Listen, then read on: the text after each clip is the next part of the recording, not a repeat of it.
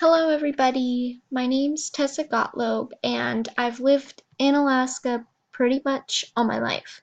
I was born in Nebraska, and I moved up here, up to Anchorage, when I was 3 months old, and then after that, I've lived mostly on the Kenai Peninsula. This picture on the left is something I painted a while ago of me and my little sister for her birthday. Mm. This is my third year of college, and my major is in psychology, so this course is a requirement, but I think it's important to know, as an Alaskan, to know about native cultures in this region, and I find them very interesting, so I'm actually pretty excited about this class.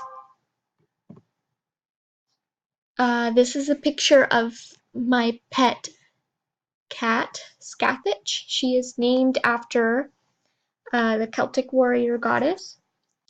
She's a rescue. One of my family friends found her in the dump a little ways away from my house. So we raised her since she was born, basically. And she's about 7 years old. And this is my pet dog, Echo. He's about 4 years old. He's very cute, but not particularly smart. So, I think it should be like a partnership between anthropologists and native cultures. I think it's important for them to respect certain boundaries. Like there should be some limitations to scientific research, like the Clifford article references digging up bodies, digging up graves on sacred sites, and I think, yeah, there should be some limitations. You don't want to go against uh, sacred beliefs or cultures, or you don't want to act without the consent of the group of people.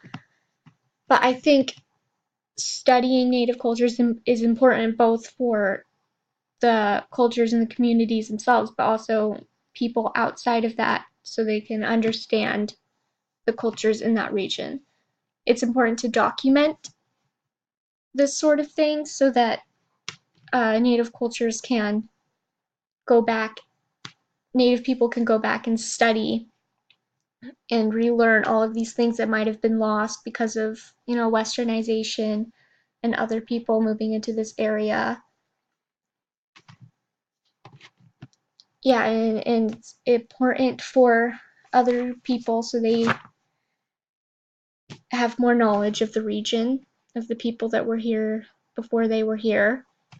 It just helps everybody understand each other better when there's access to information of past groups of people.